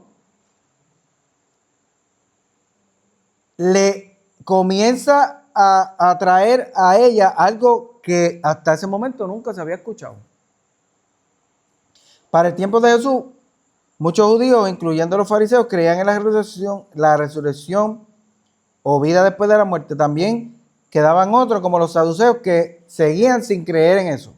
La respuesta de Jesús a Marta elevó las expectativas de su fe, dándole una nueva realidad y significado. Porque Jesús le dice, yo soy la resurrección y la vida. El que cree en mí, estoy en el 25, aunque muera, vivirá. Y todo el que todavía está vivo y cree en mí, no morirá jamás. Así que Cristo está montando un precedente y clarificando la cuestión física espiritual del hombre. Había en la palabra establecido ya que el hombre, ¿cómo es? El cuerpo vuelve al polvo porque polvo eres y al polvo volverá. Y que el espíritu vuelve a Dios que lo dio. Así que hay una parte de mi ser que no estaba definida en su totalidad. Y Cristo establece algo que comienza en la tierra y que tiene que ver con la eternidad. Porque le está diciendo, el que cree en mí, aunque esté muerto, vivirá. Y todo el que todavía está vivo y cree en mí, no morirá jamás. Así que le pregunta, ¿tú crees esto? Y ella dijo, sí, Señor, yo creo que tú eres el Mesías, el Hijo de Dios, el que tenía que venir al mundo. Así que la respuesta de Jesús a Marta elevó sus expectativas de fe y de realidad. Jesús no hablaba de la muerte física solamente, sino de la espiritual, del alma, de esa parte que no se ve por fuera, pero es quien realmente somos por dentro y que sí va a un lugar determinado. Hablaba de la liberación del pecado aquí y ahora, porque Él está diciendo que aunque esté muerto, va a vivir, porque Él es la resurrección y la vida. Y luego, pues la vida eterna con Dios en el cielo. O sea, que Cristo llegó para establecer una realidad en la vida de los seres humanos y cambiarle la vida para siempre, cambiarle la mentalidad para siempre. Esta situación se tenía que dar, esta conversación se tenía que dar, porque fíjense que esta situación no se dio dentro de la casa, se dio en el público, porque Marta, cuando supo que Jesús venía de camino, salió a recibirlo. En la situación de Jairo vimos que la conversación más importante y el suceso más importante se dio en privado, en un cuarto tan privado que Jesús sacó a los invitados, a los llorones, a los que estaban haciendo show allí y que seguramente no creían que Jesús podía hacer nada porque le dijeron, no moleste a Jesús porque ya se murió, pues ¿qué puede hacer él? ¿Ves? Los saca por su falta de fe y entonces junto con los padres y los discípulos él ora y resucita a la niña a puerta cerrada. Y cuando sale la niña ¿verdad? Afuera, pues la ven viva, no saben lo que pasó ahí. No iba suficientemente tiempo como para ellos poder decir, bueno, pues a lo mejor le dio el sueño de la mosca esa que los pica y le bajan todas las pulsaciones y todo, y el cuerpo se queda casi muerto, pero no está muerto. Cualquier cosa podían pensar.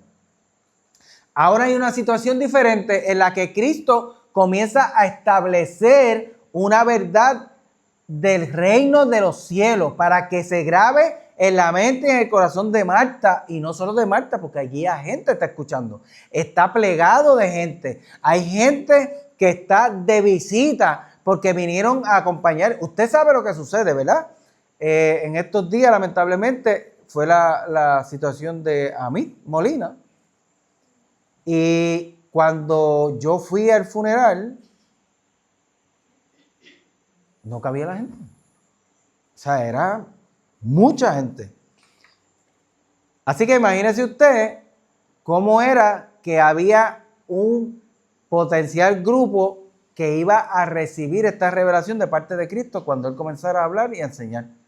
La conversación es entre Jesús y Marta, pero todo el mundo está escuchando.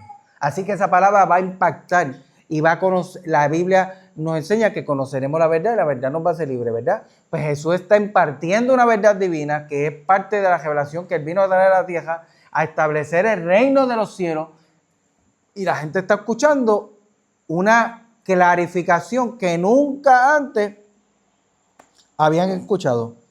Así que Jesús es el resucitador de los muertos físicos y de los que están muertos en delitos y pecados. Si Dios quiere resucitar a un muerto, poder tiene para hacerlo. Pero lo más maravilloso que Dios hace es resucitar a los que hemos estado muertos en delitos y pecados y traernos de vuelta a la vida. Porque Él está dispuesto a transformar a cada ser humano. Perdón, me picó.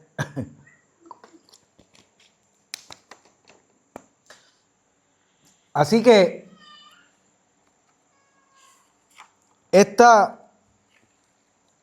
verdad hace que el amor de Dios se manifieste, y cuando aceptamos el amor de Dios y la verdad de Cristo, entramos en una nueva relación con Dios y con la vida. Porque saber que Dios nos ama y que nos amó tanto que envió a su Hijo a morir por nosotros, aun cuando nosotros estábamos muertos en delitos y pecados, nos tiene que cambiar la vida. Y una vez que aceptamos a Cristo como Salvador, nuestra vida se transforma, porque ya no vemos a un Dios que vino a matarnos y a condenarnos porque éramos pecadores. Vemos a un Dios que por amarnos tanto envió a su Hijo para morir por nosotros.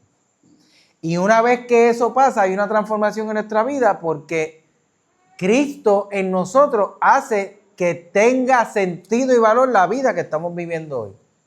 Nos da sentido, nos da significado, hace que apreciemos la vida y a la gente con quien la compartimos. Por eso es que el Señor nos pide que prediquemos el Evangelio y que le contemos a otros las cosas que hace el Señor, porque Dios nos salva no para que nosotros nada más seamos salvos, sino para que podamos contarle a otros las cosas que Dios hace.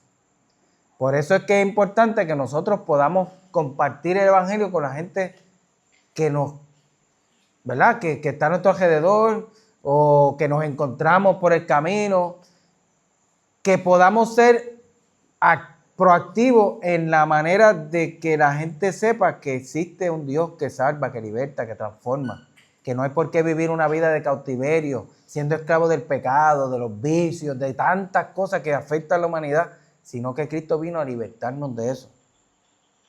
Y Jesús está estableciendo en su conversación con Marta, un cambio en la mente, en el corazón y en la fe de ellos. Del 28 al 33, ¿alguien que quiera leer? Vale. Luego Marta regresó a donde estaba María y los que se lamentaban. La llamó aparte y le dijo: el maestro está aquí y quiere verte. Entonces María salió enseguida a su encuentro. Jesús todavía estaba fuera de la aldea, en el lugar donde se había encontrado con Marta. Cuando la gente que estaba en la casa consolando a María la vio salir con tanta prisa, creyeron que iba a la tumba de Lázaro a llorar. Así que la siguieron. Cuando María llegó y vio a Jesús, cayó a sus pies y dijo: Señor, si tan solo hubiera estado aquí, mi hermano no hubiera muerto. Cuando Jesús la vio llorando y vio a la gente lamentándose con ella, se enojó en su interior y se conmovió profundamente. El 33 aquí dice, al ver llorar a Marta y a los judíos que habían llegado con ella, se conmovió profundamente y se estremeció y le preguntó, ¿dónde lo sepultaron? Sí. Jesús está en el mismo sitio y María no había llegado a la escena, ¿verdad? Porque María se había quedado en la casa. Pero luego, Marta fue a llamar a su hermana y le dijo en secreto, mira, Jesús está aquí y te llama. ¿Por qué en secreto? Bueno, porque recordemos que yo había leído al principio que había un acto de duelo en la casa, ¿verdad? Y que ahí hay un montón de gente que está compartiendo con ellos ese tiempo. Están los lloronas, está la gente que está acompañándolo ahí. Y usted sabe que ahora abren la funeraria como 1 o 2 horas antes de que la abran al público para que la familia pueda, ¿verdad?, estar y compartir y llorar y ese tipo de cosas, ¿verdad? Que, ¿verdad?, tiene un poco más de sentido. Porque pues una vez que la gente empieza a llegar, pues empiezan a entrar y a hablar, y si todo el mundo dijera algo bonito o hiciera un acto cogeto, ¿verdad? Pero hay mucha gente que queriendo hacer algo bueno, pues dicen cosas cogetas, ¿verdad? Se vuelve a veces hasta incómodo en cierta manera. Así que Marta trata de sacar a María de allá, de donde está el pleno de la gente, a llevarla donde está Jesús, porque quería que ella también tuviera la oportunidad que ella tuvo de poder hablar con Cristo directamente. Así que María, cuando llega donde Jesús, tiene la misma reacción. Lo único que lo hizo con una reacción más humilde, ¿verdad? No fue que le dio una palabra muy distinta, pero la Biblia dice que cuando María llegó a donde estaba Jesús, se puso de rodillas a sus pies, diciendo, Señor, si hubieras estado aquí, mi hermano no habría muerto. Así que tal vez con una sensación de impotencia, de dolor, pero reconociendo que le estás diciendo esa palabra a Jesús, ¿verdad? Que ellos lo reconocían como el Mesías. Pues tímidamente, pero también le reprochó porque está en medio de un dolor humano profundo. Y es como una queja, pues, si hubiera estado aquí, ella no se hubiera muerto, él no se hubiera muerto, no le hubiera pasado eso. Pero hizo un acto de reconocimiento ante Jesús y antes de hablar ninguna palabra se arrodilló. Así que muchas veces nosotros condenamos a la gente porque cuestionan a Dios, porque le recriminan a Dios. Mire, mi hermano, cuando usted está en dolor y en quebranto, Dios no se enchisma. Porque usted le diga, Señor, pero ¿por qué tú permites estas cosas? Es una reacción humana.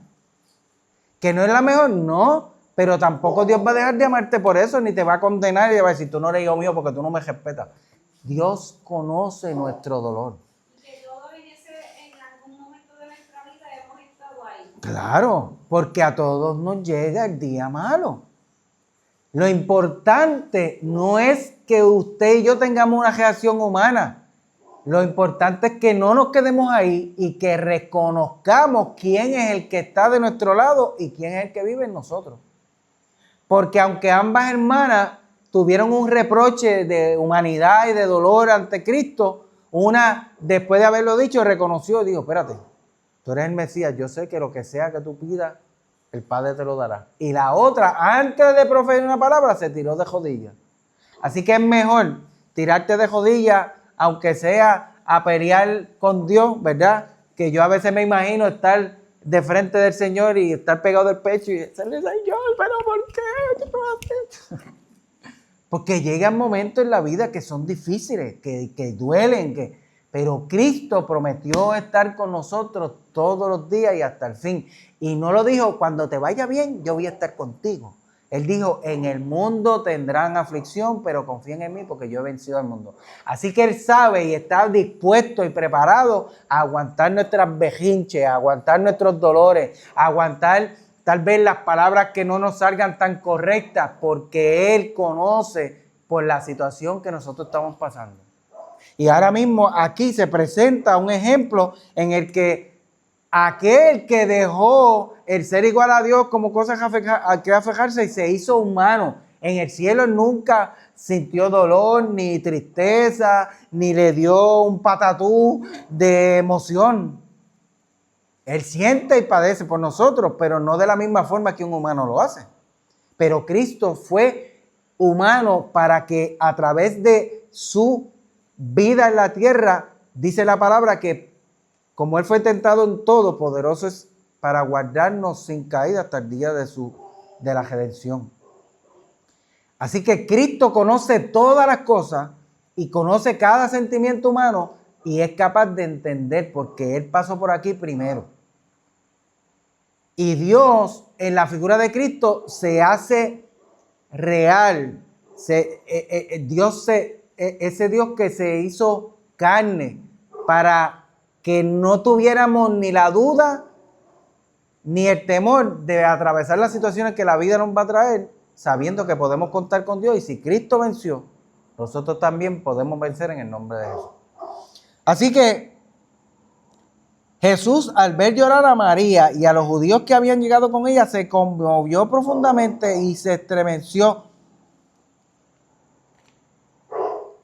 Y el comentario decía que Jesús entró tan profundamente en el dolor humano que la angustia le trujaba el corazón. O sea, Jesús se identificó con el dolor que ellos estaban padeciendo. Y aunque Él sabía qué era lo que Él iba a hacer, pero el que humano es humano, ¿verdad? Así que dentro de su humanidad y del amor que Él le tenía a esta familia, se estremeció en su corazón porque vio el dolor que ellos estaban pasando. Así que Juan presenta a Jesús en su libro como la mente de Dios. Entonces, para los griegos que creían que Dios era incapaz de sentir ninguna emoción porque las emociones lo dominarían, aunque fuera por un momento, Jesús con esta acción muestra que Dios es un Padre amoroso, sensible y consciente del dolor y las necesidades humanas. Cristo no niega ni esconde sus emociones. Allí, en medio de la situación, permite que salgan, ¿verdad? Y se estremece al ver el dolor de los demás. El 34 dice, ¿dónde le sepultaron? Le dijo Jesús. Ven a verlo, Señor, le dijeron. Y Jesús lloró. Y los judíos que estaban allí dijeron, miren cuánto lo quería. Pero algunos de ellos decían, que dio vista al ciego, ¿no podrá haber hecho algo para que Lázaro no muriera? Los detractores siempre estaban. Pero Jesús está permitiendo que la vulnerabilidad humana que en ese momento le atacó, ¿verdad? Porque no hay pecado en llorar, no hay pecado en estar triste, no hay pecado en ser humano.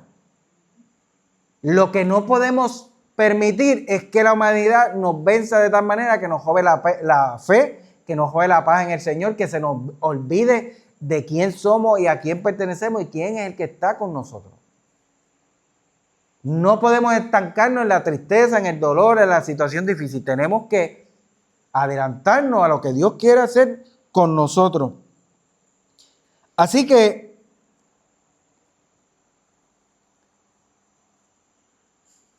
Jesús, otra vez muy conmovido, se acerca a la tumba. Era una cueva cuya entrada estaba tapada con una piedra. Jesús dijo, quiten la piedra. Marta, la hermana del muerto, dijo, Señor, ya huele mal, porque hace 4 días que murió. Y Jesús le contesta, ¿no te dije que si crees verás la gloria de Dios? Marta, aquí otra vez. Está en un ichu. Pero miren, yo leí una cosa que me llamó la atención y a la vez me hizo entender este verso, ¿verdad? De la preocupación de Marta, porque iban 4 días. Iban 4 días en los cuales los judíos creían que el espíritu del difunto se quedaba revoloteando por la tumba, buscando una ocasión para entrar otra vez en el cuerpo. Eso era una creencia que había en aquel tiempo. Así que dentro de todas las cosas que ellos creían, había esa mentalidad en su cabeza. Así que Dios, mira, apesta, pero la realidad es que estaba pensando, espérate, la cosa es que después de 4 días ya se había ido el espíritu porque el rostro estaría tan descompuesto que no se podía reconocer. Así que dentro de los misticismos, ¿cómo es que se llama eso? Eso tiene un nombre que aquí también se usa. Cuando la gente creía que toca madera para que... Supersticiones, ¿verdad? Era una generación de gente, ¿verdad? Que viene y va y que escucha cosas. Así que aparte de la peste, ella todavía estaría diciendo, ¿y si el espíritu se le puede meter para atrás y esto lo interrumpe? ¿Verdad? Así que dentro del dolor se da la dinámica de reprocharle a Dios, a Cristo, de reconocer que Él tiene poder para hacer lo que sea, pero el dolor sigue ahí. Así que ahora vuelve y le dice, Jesús le dice, quita la piedra, y ella sale, mira, pero ¿qué tú haces? Si todavía puede pasar cualquier cosa, además ya está apestoso, tú sabes, estás loco. De nuevo se le olvida que es Cristo el que está haciendo el llamado y dando la orden. Entonces, Jesús dije, no te dije que si quieres ver la gloria de Dios, quitaron la piedra. Y Jesús mirando al cielo dijo, Padre, te doy gracias porque me has escuchado. Yo sé que siempre me escuchas, pero lo digo por el bien de esta gente que está aquí para que crean que tú me has enviado. Después de esto, gritó, Lázaro, sal de ahí. Y el que había estado muerto salió con las manos y los pies atados con vendas y la cara envuelta en un lienzo. Y Jesús le dijo, desátenlo y déjenlo ir. Así que delante de los ojos de todos se hace el milagro más impresionante que Jesucristo había hecho hasta ahora. No fue que le sanó los ojos a un ciego de nacimiento. No fue que resucitó a una muchachita que se murió, iba a un ratito. No fue que levantó un paralítico. No fue vino, fue resucitar a un muerto de 4 días que posiblemente estaba en descomposición. Así que si había quedado duda de que la hija de Jairo estaba dormida o no, pues aquí se acabó la duda. Si había habido duda de que él era capaz de resucitar a los muertos, ahí se había acabado la duda. Y le daba la autoridad de las palabras que había acabado de decirle a Marta. Yo soy la resurrección y la vida. El que crea en mí, aunque esté muerto, vivirá. Así que delante de todos ellos, Dios había glorificado su nombre y el nombre de Cristo, porque esa acción se hizo para la gloria de Dios delante de todos ellos. Así que Cristo es glorificado porque al él glorificar al Padre, por haberlo enviado, ellos tenían que reconocer que este era Jesucristo, el Hijo de Dios, el Mesías, el enviado de Dios al mundo. Imagínese usted qué pasó. Si antes lo querían matar, después de eso, ¿qué van a hacer? No había forma de que eso se quedara callado. No había forma de esconderlo ni de negarlo, porque ya había Cristo roto todas las oportunidades o opciones de negar una verdad tan grande. No solamente por palabras, sino con hechos que no solamente lo incluían a él, sino a toda la gente que estaba allí, a los que llevaban 4 días llorando con la familia, a los que habían sido testigos de que lo enterraron. Era demasiada la gente que iba a dar testimonio de Cristo. Y mire lo que dice, para terminar. Por esto creyeron en Jesús muchos de los judíos que habían ido a acompañar a María y que vieron lo que él había hecho. Pero algunos fueron a ver a los fariseos y les contaron lo que había hecho Jesús. Entonces los fariseos y los jefes de los sacerdotes reunieron a la Junta Suprema. Emergencia, emergencia, ahora sí que esto se nos salió de control, no hay forma de negar lo que Cristo ha hecho. ¿Qué vamos a hacer? ¿Qué haremos? Preguntaron.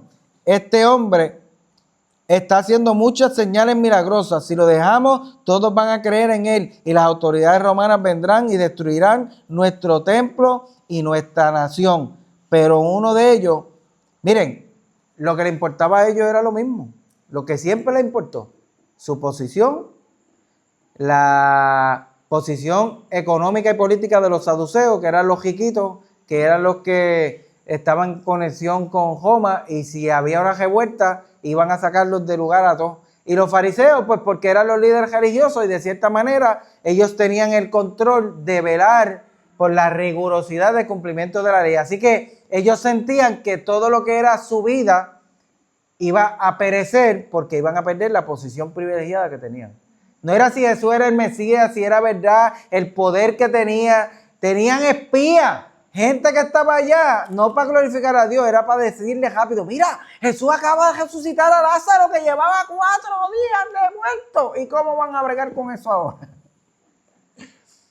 Y eso los turbó de tal manera que hicieron esta reunión. Así que la determinación fue, pero uno de ellos, llamado Caifás, que era el sumo sacerdote de ese año, que era saduceo, le dijo, ustedes no saben nada, ni se dan cuenta de que es mejor para ustedes que muera un solo hombre por el pueblo y no que toda la nación sea destruida. Él lo está diciendo con total mentalidad humana. Es mejor que matemos a este y no que nos quiten el guiso de lo que nosotros tenemos. Lo que él no sabía, que hasta un bujo usa Dios para hablar, ¿verdad? Pues aquí usó a Caifás para profetizar lo que iba a suceder con Jesús, que un solo hombre iba a morir, no solamente por la nación judía, sino por la humanidad.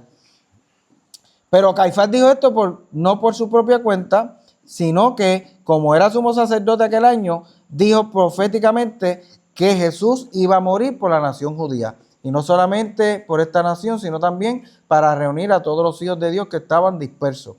Así que después de aquel día, las autoridades judías tomaron la decisión de matar a Jesús.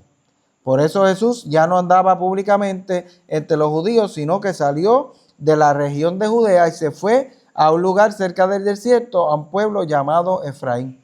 Allí se quedó con los discípulos. Faltaba poco para la fiesta de la Pascua de los judíos, y mucha gente de los pueblos se dirigía a Jerusalén para celebrar los ritos de purificación antes de la Pascua. Andaban buscando a Jesús y se preguntaban unos a otros en el templo, ¿qué les parece? ¿Vendrá a la fiesta o no? Los fariseos y los jefes de los sacerdotes habían dado orden de que si alguien sabía dónde estaba Jesús, lo dijera para poder arrestarlo. Ya no había vuelta atrás. Jesús desde un principio dijo, esto es para que el nombre de Dios sea glorificado y el Hijo de Dios también. Todo el tiempo que Jesús ha hablado de glorificarse o de ser glorificado, está hablando de la cruz, porque la cruz era el lugar de máxima glorificación del Hijo de Dios, porque era el cumplimiento de lo que Él vino a hacer a la tierra. Así que Él está reconociendo lo que le dijo a los discípulos, voy a ir para allá y esto es para glorificar el nombre de Dios. Pero los discípulos, aunque no lo entendieron completamente, dijeron, espérate, pero es que a ti te van a matar allá, porque allá es que te quieren apedrear. Pero Jesús dijo, tengo que ir a hacerlo porque ya no puedo dar para atrás ni esconderme. Tengo que culminar lo que Dios me envió. Y hacer este milagro de esta magnitud delante de tanta gente, iba a ser como que esa gota que colmó la copa, ya no lo podemos dejar vivo. ¿Y saben qué? No solamente había un testigo de lo que Jesús mismo, ¿verdad?, hizo, sino que el muerto también iba a hablar. Ahora iban a ver otras grandes razones y testimonios. Si quisieron acojarar al ciego de nacimiento y tanto estuvieron apretándolo hasta que él testificó de Cristo y lo expulsaron, ¿qué iban a hacer ahora con Lázaro, un hombre que iba a dar testimonio de que estuvo muerto 4 días y resucitó? Así que no había forma de negar lo que Cristo hizo. Y esto es lo que la palabra del Señor hoy nos habla. Jesús transformó la mente y el corazón de los que estaban allí. Los sacerdotes se reúnen con el Sanedrín para ver lo que hacen con Jesús, por evitar perder lo que tenían en la mano, su poder, su autoridad, su influencia. Caifás profetiza. Y no solamente profetiza para ellos, sino que profetiza para nosotros. Porque dice la Biblia que Él murió no solamente por el pueblo judío, sino por toda la humanidad. Y esto nos recuerda que nosotros somos parte del cuerpo de Cristo, ¿verdad? La iglesia es el cuerpo de Cristo. Y el cuerpo de Cristo no está junto todo en un mismo sitio. Está disperso por el mundo, ¿verdad? Porque hay un grupo aquí, hay un grupo allá. En Puerto Rico mismo no estamos juntos todos los que pertenecemos al cuerpo de Cristo. Porque si el cuerpo de Cristo es la iglesia, pues la iglesia está compuesta por mucha gente. Así que no solamente iba a haber unificación de los salvados, sino que un día Cristo va a reunir su cuerpo y vamos a estar por siempre y para siempre con Cristo. Así que la profecía de Caifás no fue solamente para aquel evento, sino para lo que está ocurriendo hoy, porque todavía Dios no ha recogido la iglesia, porque todavía faltan miembros. Todavía falta gente de ese cuerpo que tiene que integrarse al cuerpo de Cristo. Y cuando ese día llegue, entonces nosotros vamos a ser llevados al cielo por Cristo, ¿verdad? Así que estamos en un momento donde la Biblia señaló a Cristo como el Hijo de Dios verdadero, y Él se llamó a sí mismo: yo soy la verdad y la vida. El que cree en mí, aunque esté muerto, vivirá. Y eso es lo que nosotros creemos y predicamos, porque Dios es la verdad. Y la verdad de Cristo es la que vive en nuestro corazón y la que hace que podamos tener esperanza en esta vida y en la vida venidera. Así que tal vez nosotros no hemos sido testigos de la resurrección de un muerto, aunque yo sí. Otro día le hablamos de eso. Pero sí hemos sido testigos de la resurrección de nuestra propia vida y de otras vidas que Dios también ha resucitado a través del poder maravilloso de la sangre que Cristo vertió en la cruz del Calvario. Así que es un motivo poderoso por el cual damos gracias y gloria a Dios, y que nos debe inspirar a que podamos hablarle a los que todavía están muertos en delitos y pecados, para que también puedan venir a la vida que es Cristo. Amén. Así que permita al Señor que esta palabra siga siendo de bendición a nuestras vidas. Vamos a estar de pie.